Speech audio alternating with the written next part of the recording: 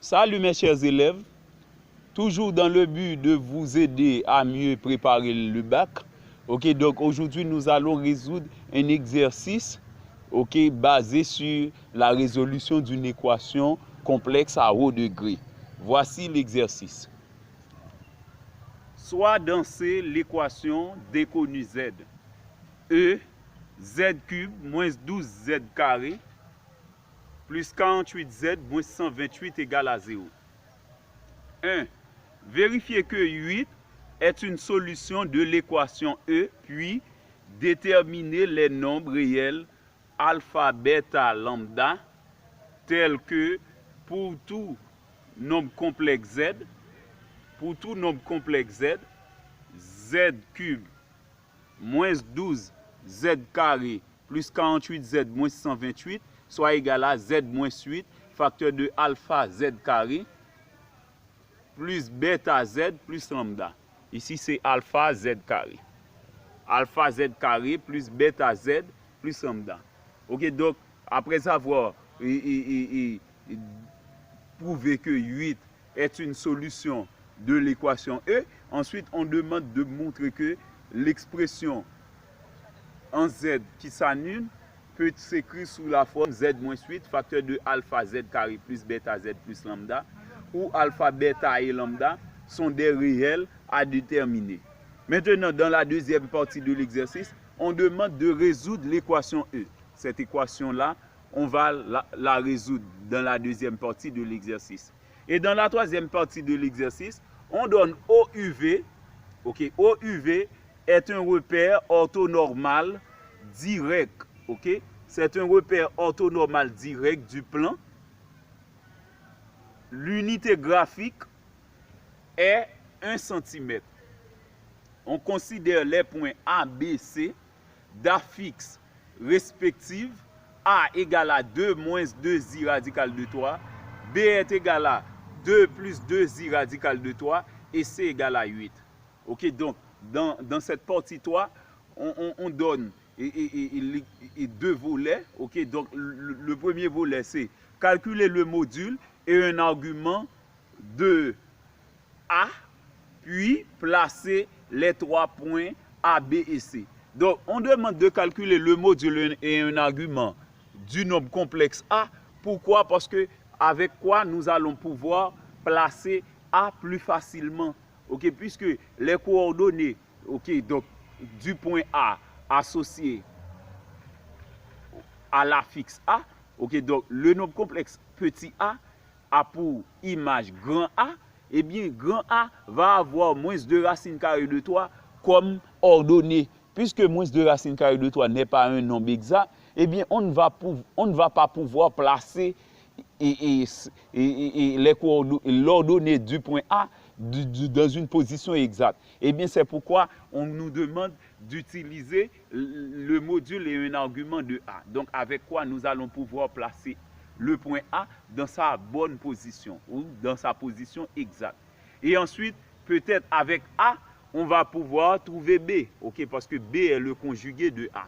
Et C égale à 8, c'est un nombre réel, donc c'est simple de placer un nombre réel. C'est sur l'axe des réels ou encore l'axe des abscisses pour un repère ordinaire.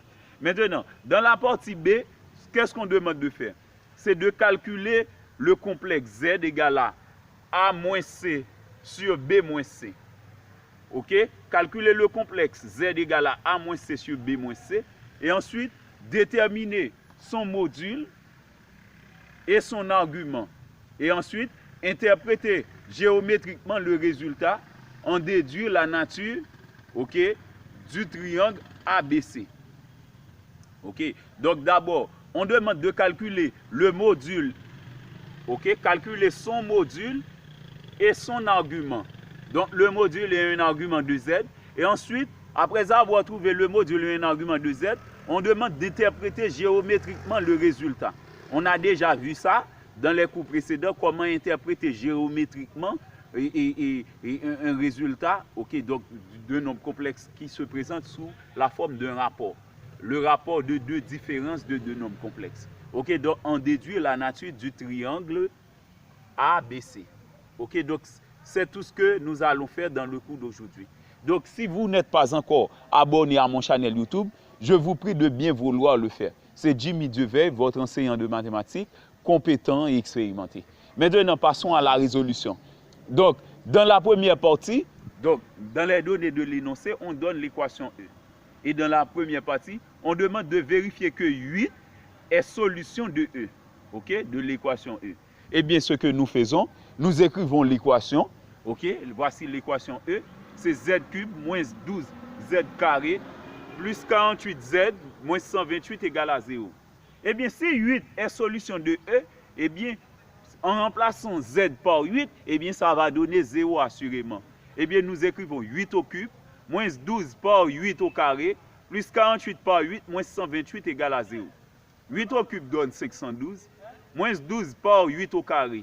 Moins 12 par 8 au carré, ça donne moins 768, plus 48 par 8 qui donne 384, moins 128 égale à 0. Maintenant, nous faisons la somme des termes positifs, c'est 512 plus 384, ça donne 896, moins 768 moins 128, ça donne moins 896. 896 moins 896, ça donne 0. Eh bien, assurément, 8 est solution de l'équation. Puisque 0 donne 0, eh bien, c'est vrai. Donc, 8 est solution de E. Ok, c'est ce qu'on a demandé de prouver. Donc, 8 est solution de E. Ok, dans cette même première partie, on demande de déterminer les nombres réels, ok, puis déterminer les nombres réels alpha, bêta, lambda, tels que pour tout nombre complexe Z, Z cube, ici c'est Z cube, ok, Z cube, moins 12Z carré plus 48Z moins 128, ok, ça donne Z moins 8 facteur de alpha Z carré plus bêta Z plus lambda. C'est 128 ici. Ok, donc c'est moins 128. Ok, après tous les autres termes, on a moins 128. Donc on reprend, c'est Z cube, moins 12Z carré plus 48Z moins 128 est égal à Z moins 8 plus facteur de alpha Z carré plus bêta Z plus lambda. Ok, donc à partir de cette factorisation, eh bien, on demande d'identifier les valeurs de alpha, bêta et lambda. Eh bien, ce que nous faisons, nous utilisons la méthode, ok, suivant le tableau. Ok, donc c'est une méthode ou une stratégie qui peut remplacer la division euclidienne. Eh bien, on pourrait utiliser la division euclidienne ici comme à l'ordinaire parce que normalement, les coefficients ici là ne sont pas complexes. Les coefficients ici sont tous réels. Eh bien, on peut diviser par Z-8. Eh bien, on saura trouver le bon résultat dans la division euclidienne. Mais juste pour vous aider à avoir une certaine familiarité avec le tableau, nous utilisons le tableau à nouveau. Eh bien, on met le coefficient de Z, ok, et de façon décroissante, ok, les puissances de Z, donc d'une façon décroissante. D'abord, nous prenons le coefficient de Z cube, les coefficients de Z suivant la puissance décroissante, ok, de Z. La puissance décroissante de Z. Eh bien, Z cube d'abord, son coefficient c'est 1. Pour Z carré, son coefficient c'est moins 12. Pour Z, son coefficient c'est 48. Et ensuite, le terme constant c'est moins 128. Qui représente, le terme constant c'est Z exposant 0 qui a pour coefficient moins 128. Puisque ce polynôme était annulé pour 8, eh bien nous mettons 8 dans cette partie et nous assurons cette partie. Donc c'est dans cette partie-là qu'on devrait avoir 8. Ok, donc on assure ça, eh bien on met 8. Eh bien maintenant, dans chaque colonne, on doit faire la somme de tous les éléments. Puisqu'il n'y a aucun élément ici, on assure la partie, eh bien 1 reste 1. 1 c'est 1. Maintenant, à chaque fois qu'on trouve un dernier élément, ok, dans une colonne, eh bien on multiplie l'élément par la valeur, ok, qui annule l'équation. Eh bien, c'est 1 qui est le dernier élément ici. 1 par 8, ça donne 8. Et on met 8 ici. Maintenant, ça donne moins 12 plus 8 qui donne moins 4. À présent, nous multiplions le dernier élément qui est moins 4 par 8. Ça donne moins 32. À présent, nous faisons 48 moins 32 qui donne 16. À présent, nous multiplions 16 par 8 qui donne 128. À présent, nous faisons la somme. Moins 128 plus 128, ça donne 0. Donc vous voyez, le résultat final donne 0. Ok, donc c'est évident parce que le polynôme P de Z est divisible par Z-8. Donc c'est assurément que le dernier élément va être 0. Eh bien, nous identifions ici 1, moins 4, 16. Respectivement, on a alpha égale à 1, Z égale à et bêta égale à moins 4, lambda égale à 16, suivant le tableau. C'est pourquoi nous écrivons P de Z. Donc, initialement, on n'avait pas donné P de Z. Ok, c'est nous qui choisissons P de Z pour le nom de cette expression. Ok, à ne pas confondre. Au lieu à chaque fois d'écrire toute cette expression-là, c'est Z cube moins 12Z carré plus 48Z moins 128 à chaque fois, eh bien, nous donnons un nom particulier à cette expression. Nous l'appelons P de Z. Ok, donc, l'expression qui devrait être factorisée ainsi, eh bien, c'est l'expression que nous appelons P de Z. C'est pourquoi nous posons P de Z égale à Z moins 8, facteur de 1Z carré, moins 4Z plus 16. Ok, donc, on peut, par conséquent, identifier la valeur de alpha, de bêta et de lambda.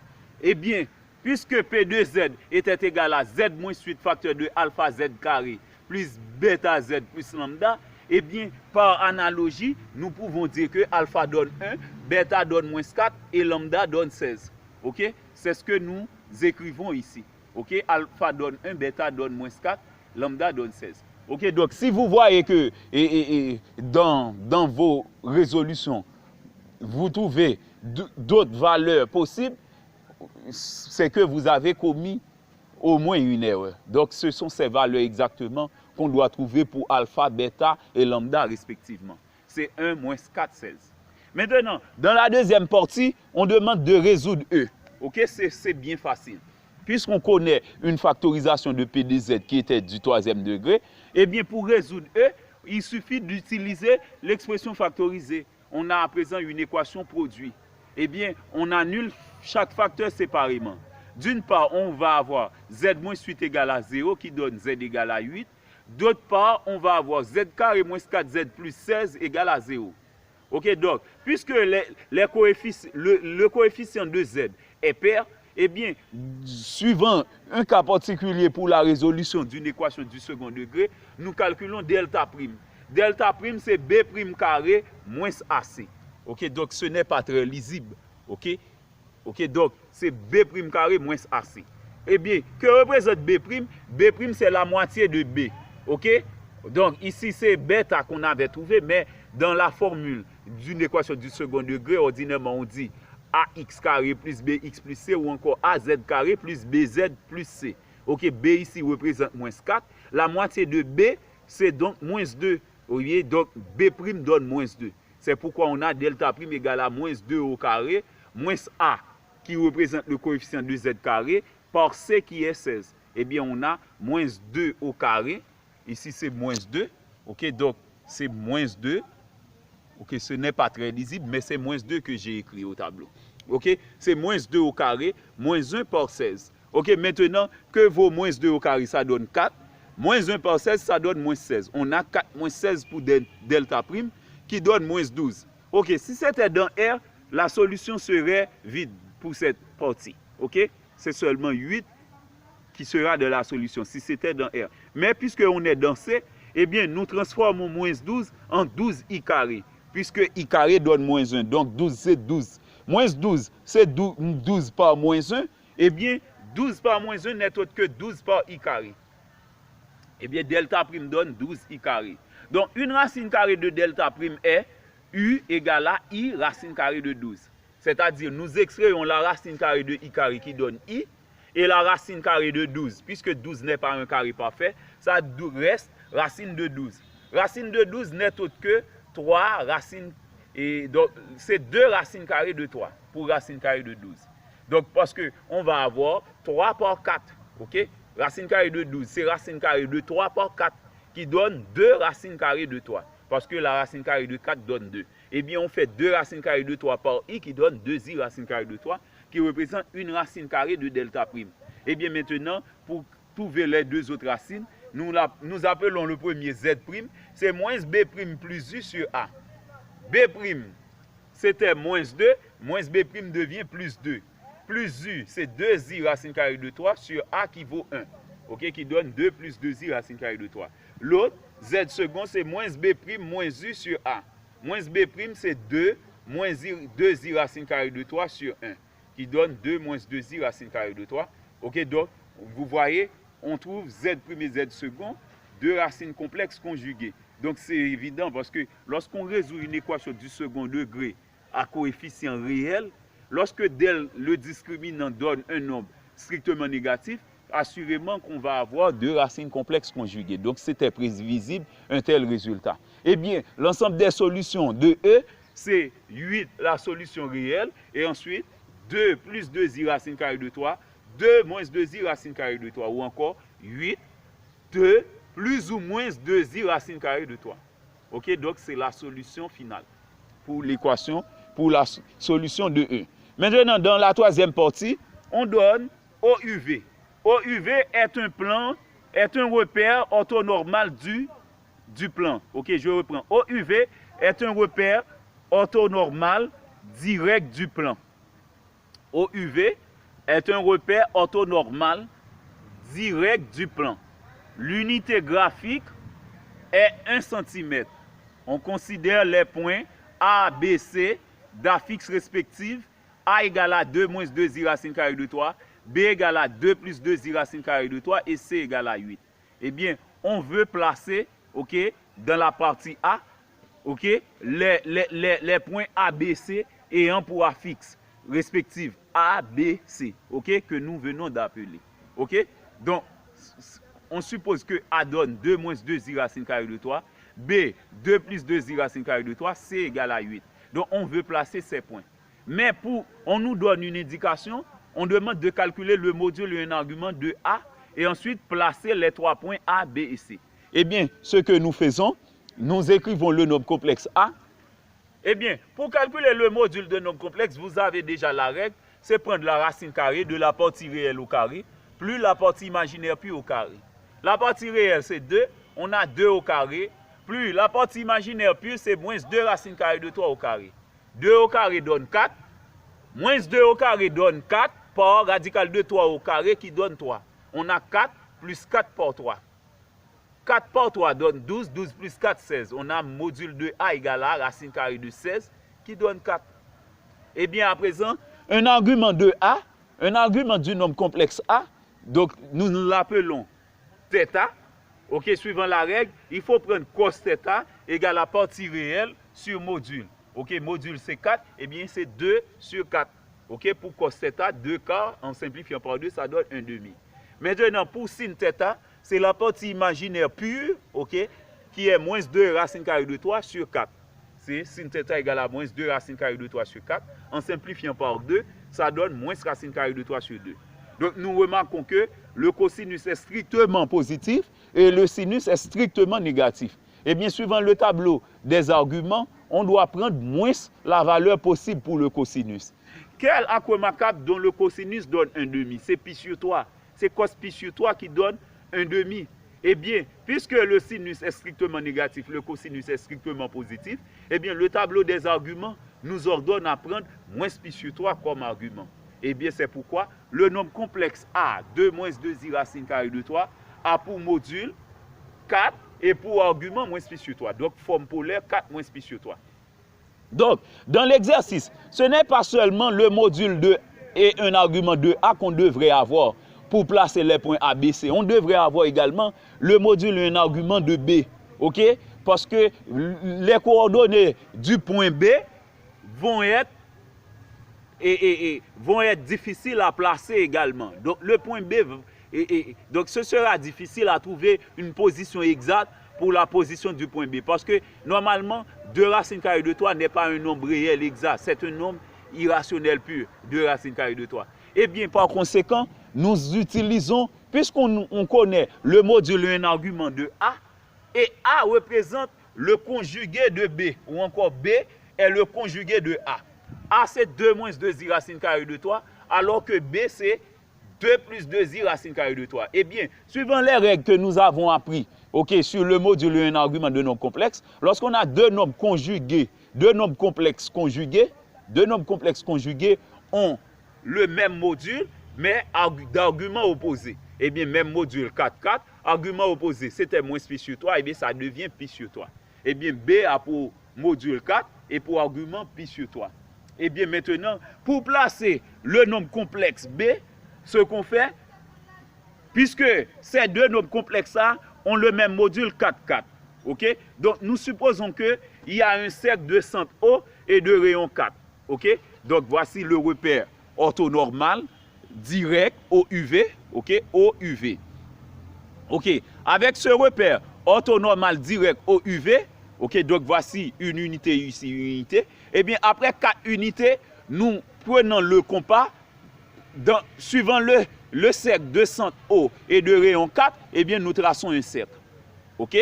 Eh bien, avec ce cercle-là, eh bien, nous avons déjà une information sur le module, OK, de B et le module de A, OK, qui est 4. Parce que ce cercle est de rayon 4, OK, et de centre O. Et maintenant, ce que nous faisons avec le rapporteur, nous cherchons l'angle pi sur 3, OK? Pi sur 3, c'est 60 degrés. Eh bien, nous cherchons U et ensuite OA. UOA. Non, d'abord, c'est UOB que nous cherchons. Nous cherchons UOB. OK? UOB, ce que représente UOB, c'est l'angle pi sur 3. OK? Donc, normalement, lorsqu'on dit que argument de Z de A, donc Z de B en particulier, argument de Z de B égale à pi sur 3, eh bien, qu'est-ce que ça signifie? Cela veut dire que UOB égale à pi sur 3. Eh bien, cela veut dire c'est l'angle que fait l'axe des réels avec le vecteur OB. OK?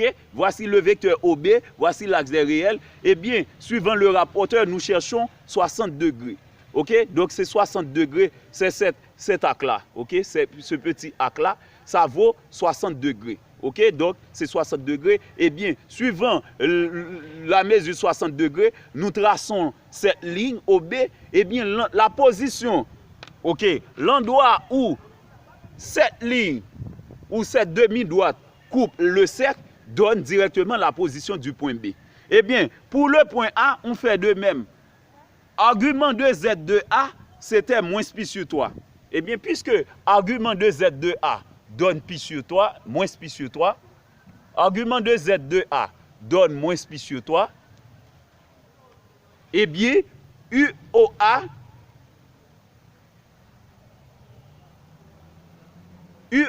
donne moins pi sur 3 également.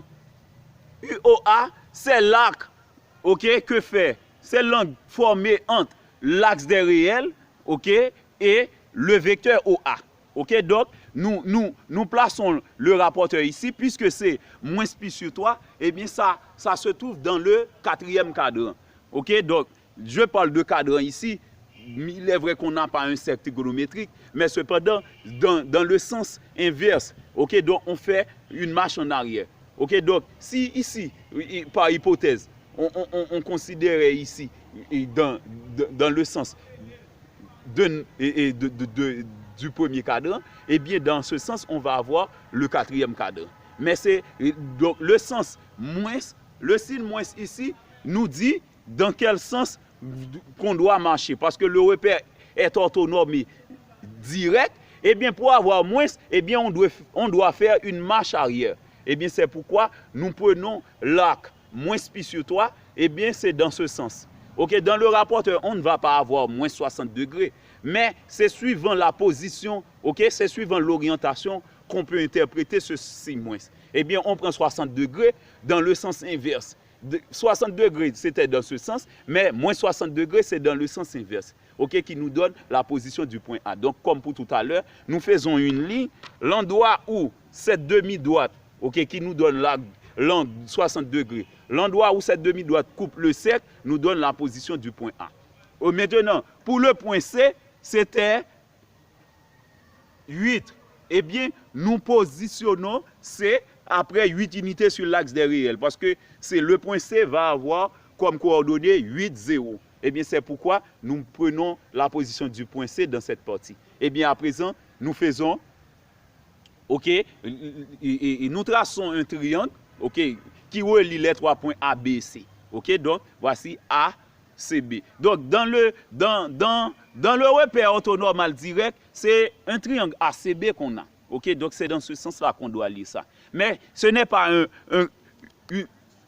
ce n'est pas trop grave de dire ABC. Ok, donc le problème majeur, c'est lorsqu'on dit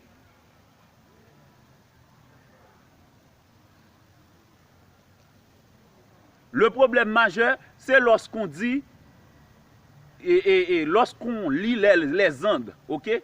Donc, si on dit triangle ACB, ce n'est pas un grand problème.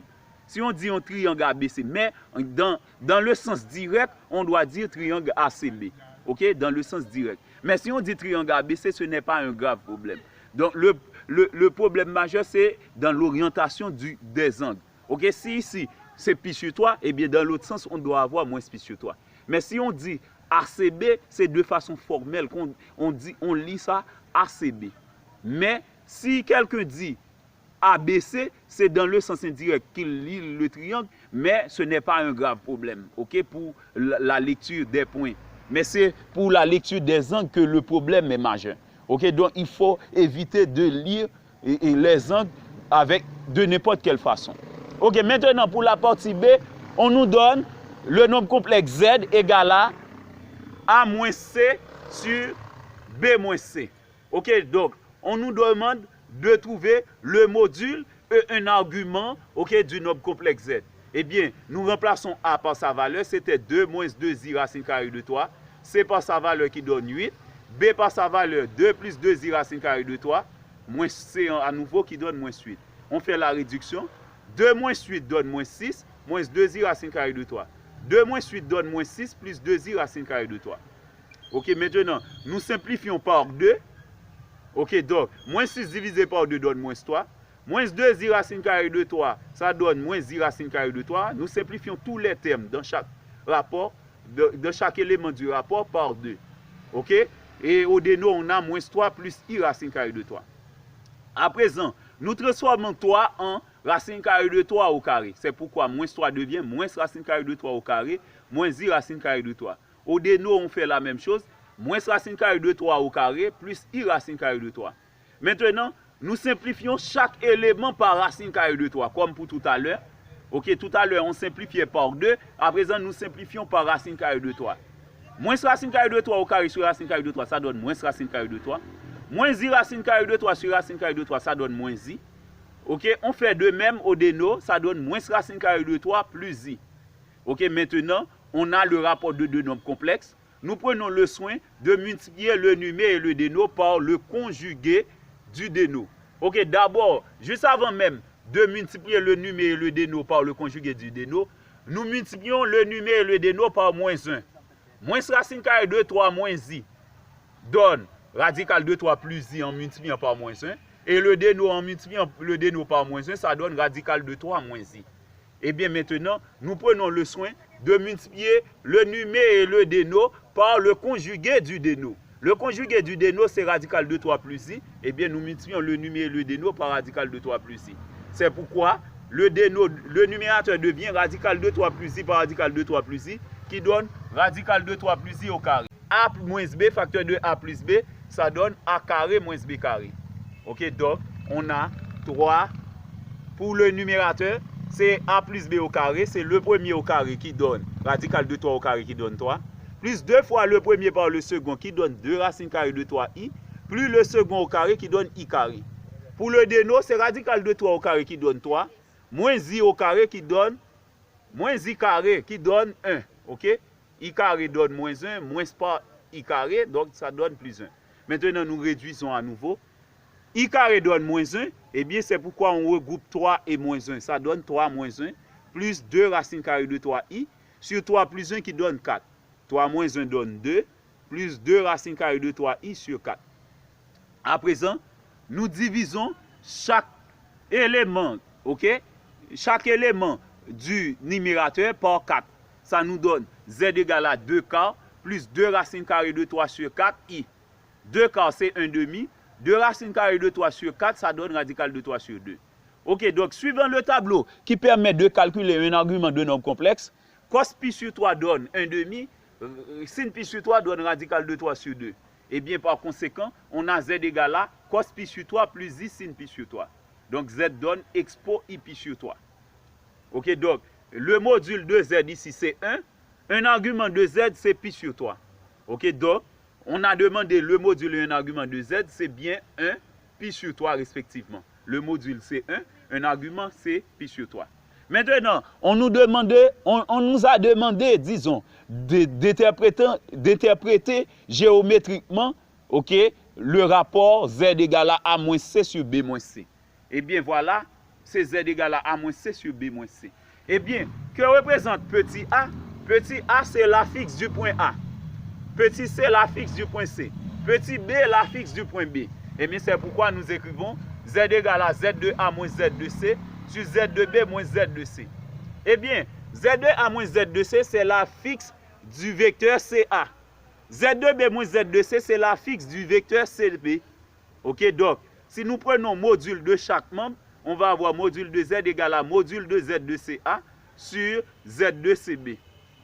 Ok, le module d'un rapport, nous avons déjà appris,